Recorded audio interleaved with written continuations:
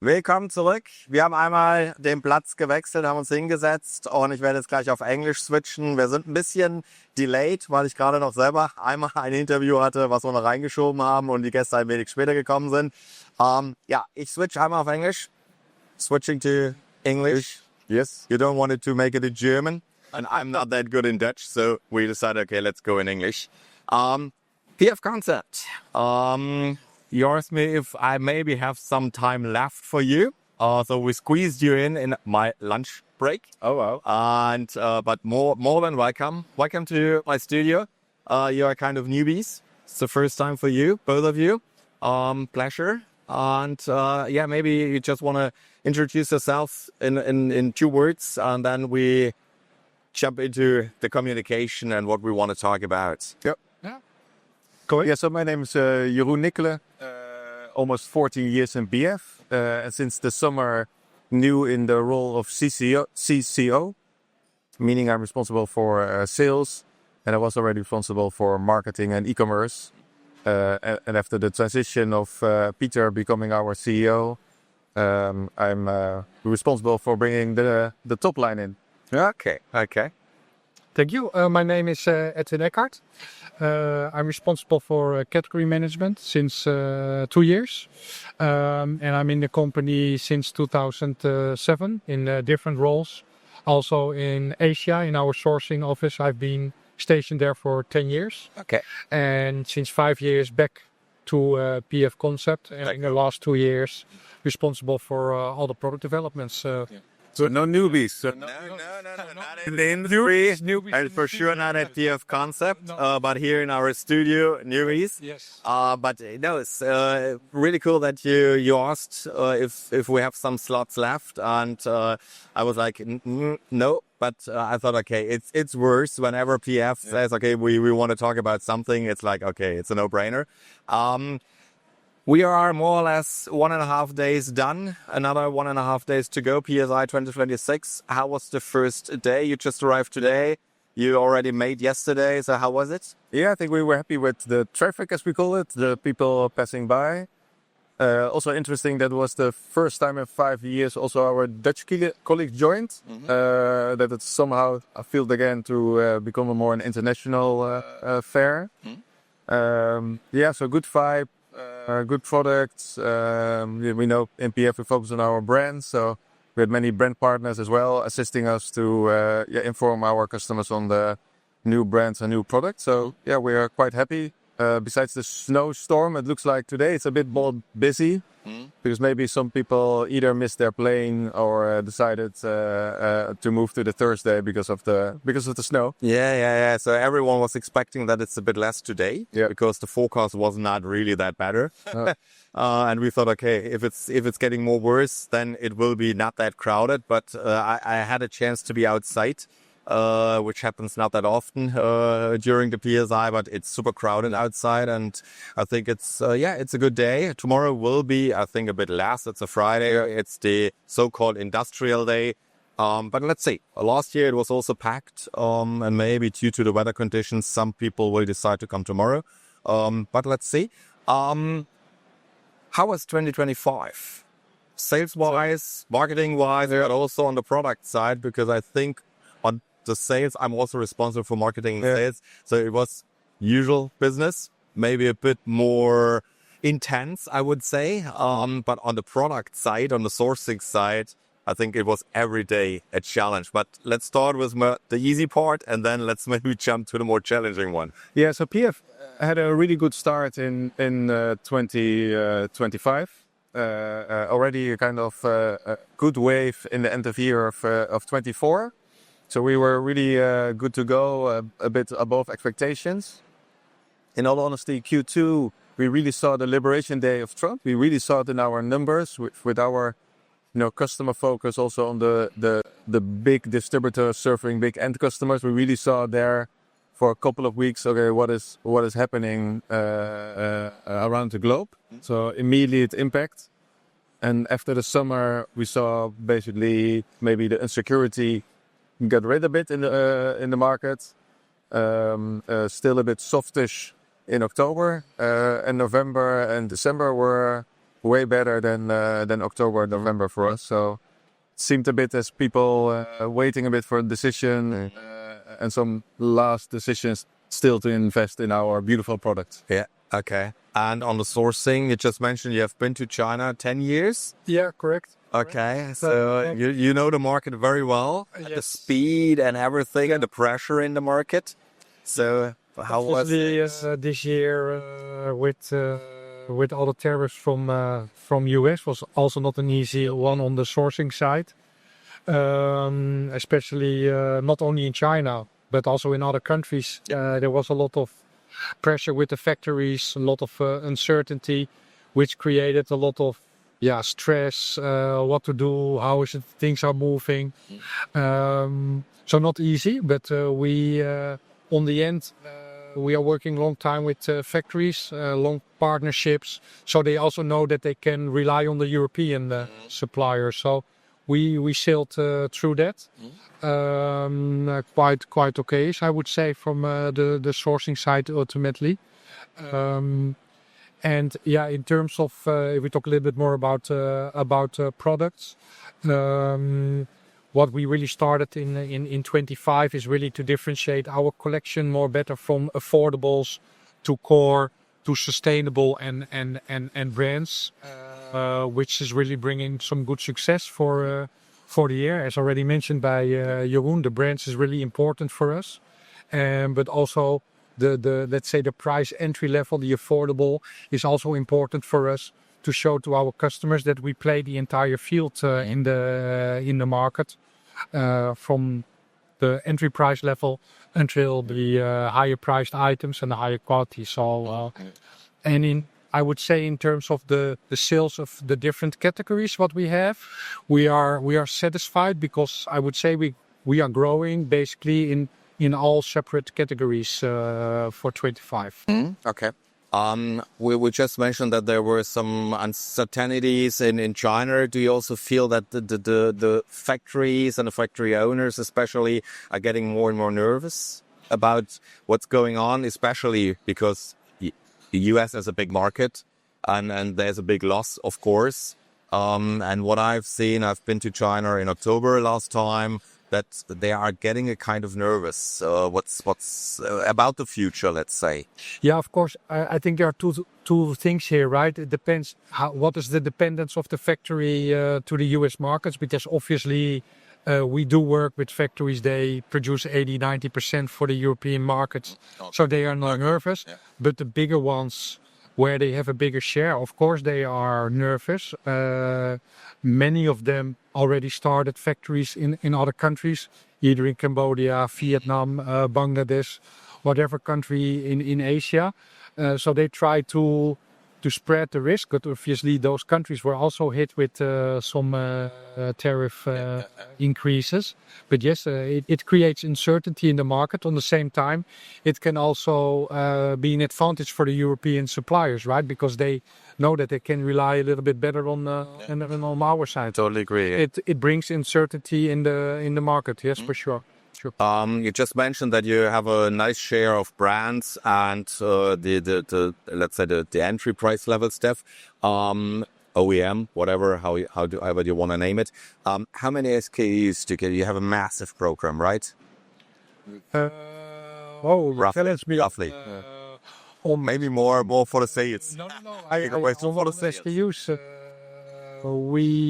Without clothing, because with clothing we have around 6,000-7,000. Okay. We should go to 4,300 in that ball game, between 4,000 to 4,500. Yes. Okay. Yes. Wow. Crazy. Yeah. And still increasing, but we try to be careful with our increase. Yeah. Okay. And sales-wise, what would you say is a kind of a trend? Can you see the numbers or some? First of all, we had our good year-end closing was also supported by Stanley. This is a once unbelievable.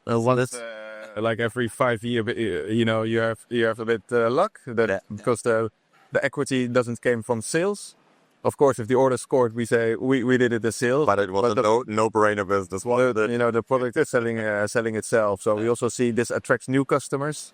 So our brand strategy is not only to sell with brands, but if you're a distributor and you sell notebooks and pens, there's a lot to choose on the PSI today. But working with brands would be stupid not to work with PF. So we really see peaks in new customer registrations if we bring new brands.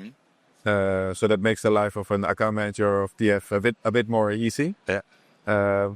Indeed. So on our sales strategy, we really try to make the difference with this good, better, best, or we call it affordable in our marketing approach, sustainable brands, to make it as easy for customers and really be able to pitch lower price point to higher price points.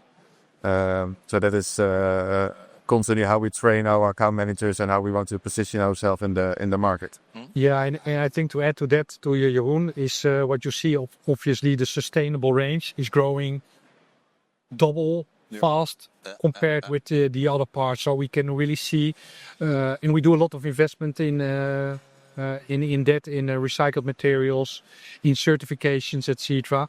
And we can really see it's paying off.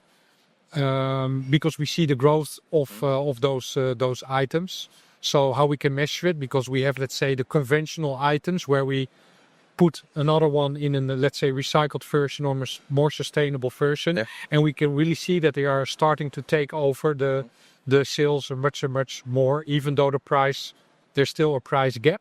But this is really getting better, and the sales are really coming in on that. Okay. We're talking about trends, although it's not a product trend, but every supplier has this problem in sustainability. To make it simple, because I'm not an expert in sustainability, but for selling products, you need to administrate more and more, and new laws are coming from Europe. Yeah. And it's as simple. You need to register more and have new databases, which is cost. And the big question on the table is, are the bigger players have deeper pockets, and can they, on a certain moment, are they the only ones to catch up with all those bureaucracy? That is hopefully what we believe is that it still is a business case, so it's a cost. And the big question mark is this really something that will indeed materialize? That some smaller suppliers cannot catch up anymore, because we are already being just as the larger. We are lucky because we have larger teams. We already and it's a lot of paperwork. It's and not only on the European law side, also in China with the certified bodies. If you just see it price wise, let's say in the past it was maybe 300 euros for testing. Now it's 3,000. It took 2 weeks. Now it's 2 months. So it's also, and I totally agree, for the smaller ones, it's not getting easier. No, so you need a little. We already you need a whole new system for his team to manage this properly. When initially, like 5 years ago, you needed a PIM system. That was the new tool. Now we have a PIM system, and now the PIM system is more from an e-commerce perspective. But for managing all the data points from China, from sourcing. There's a new world popping up with systems, so we are dealing with IT, implementation. So we are more and more focusing on the IT part to be able to just sell our products. What's interesting to see, I see there a sample with Aware, and the Aware tracer. We have started for our entire clothing collection of our Elevate brand with digital product passports through Aware.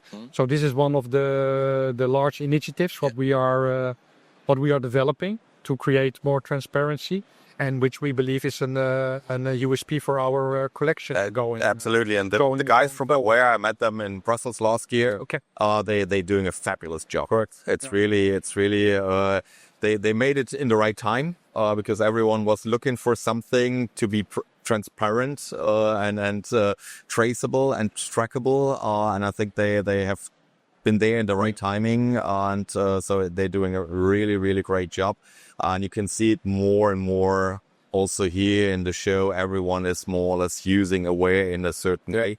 So let's talk about, you just mentioned on the sourcing side, a lot of IT, but also on the sales side. If there are some main topics in the last 1.5 days I've talking about was AI and automation. Yeah. Not only on the supply chain, also from you to the distributors, but also to the end consumers. So, and I know that your IT systems are quite well done so far. So, what are you working on? So, what's the future there? Is it getting more and more automated? Less people, straight to the production side or whatever. So yeah, print on demand is a big topic. We have 2 hours for this topic. Like it's okay, no problem. It's a big topic. So first of all, we do what probably everybody doing who is having a serious customer care department. You look to AI to automate certain tickets.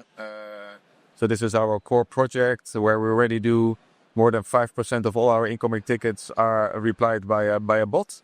It's really cool to see. We see some customers just starting to make fun with the bot and just say, hey, this is the fastest reply I've ever received from PF Concept. The interest in question, why do you do this? Is it just to work with less people? Of course, you always look to efficiency.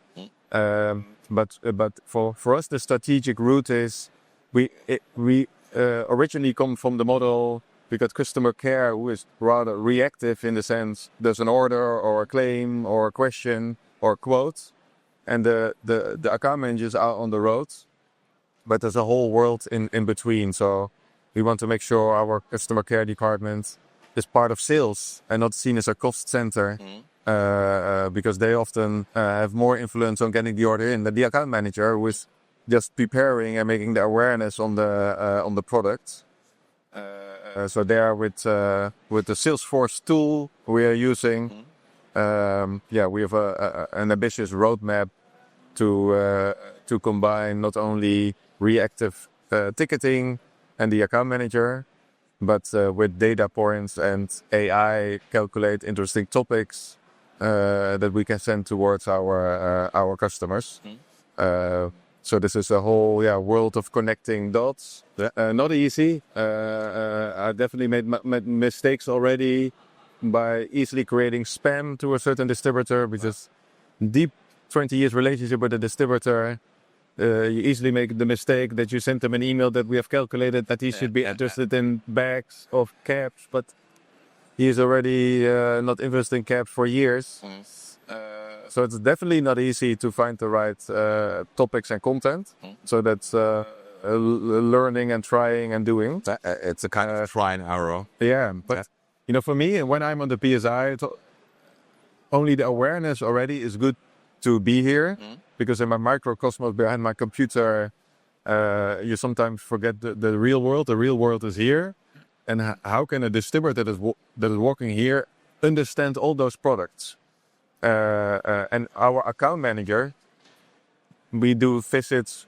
I think top customers we visit 5 times, a bit less top customers 1 to 2.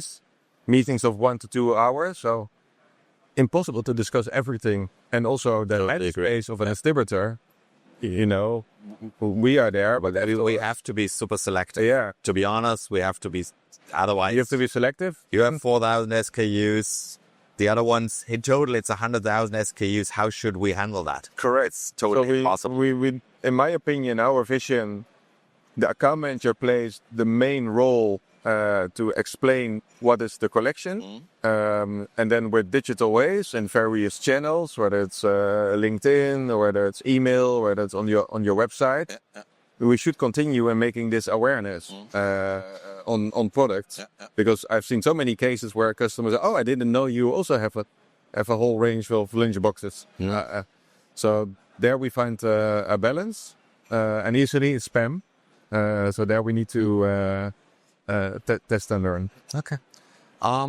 As we are running out of time, more or less, so we are 20 minutes. So last question. What's coming next? So what is your glass ball, let's say, for 2026, 27 on the sales, marketing, but also on the sourcing? Is there anything where you say, okay, that's AI, we just mentioned it, automation, all the regulation stuff is getting track and traceable, aware? Is there anything? Yeah, maybe say this this is thing key? product to mention. When we worked here, like one of a core product we will focus on in 26 is a new product coming from our factory in the UK, where originally we had we call it the Americano. It's the Starbucks shape in plastic. So we are now producing this with recycled plastic together in a cooperation with Prevent Ocean Plastic. And because we work with them, we can really claim that a bottle, buying one bottle saves 10 other bottles flowing into the ocean. So this is all about storytelling, which in the past only the brands did. Brands had a story. And this is the first time we go to market with a product that has a real story. The product itself is just still the shape and a little bit different than the rest. So for us, it's also a big test to see, are we able almost on a retail quality to upgrade a product with a story. So here comes sales, marketing, and kind of sourcing together, because it's a different plastic than our standard range. And for us, this is important, and hopefully the goal to do more storytelling to uplift our products. And because this is what we see, especially to the larger end customers. There's nice sustainable stories, but if it's not on the product, for who is it then important? So that's why we see here the product with the aware tag. Products need to be elevated with content, with tags, with packaging, that the receiver knows, oh right, this is not a cheap plastic product from China. There's a whole story behind this. And in a market that is traditionally not content high, content quality is improving, but of course not retail. This is for the whole industry, I think, a challenge. And this is what you will see more and more, that we go from the bureaucracy in the administration towards a product that has a packaging and a QR code that tells the whole story. Okay. And that's easily said, but it's sales, marketing, and product together. Cool. Perfect. Thank you so much. 20 minutes like this. Thank you very much. Thanks for your time. And you will stay until tomorrow too? Yep. So I wish you super successful, another 1.5 days. Thank you. And I hope we will see us again, wherever, maybe in China or in the headquarters. I don't know. Let's see. Thanks for your time. Okay, good. Thanks for having me here. Thank you so much.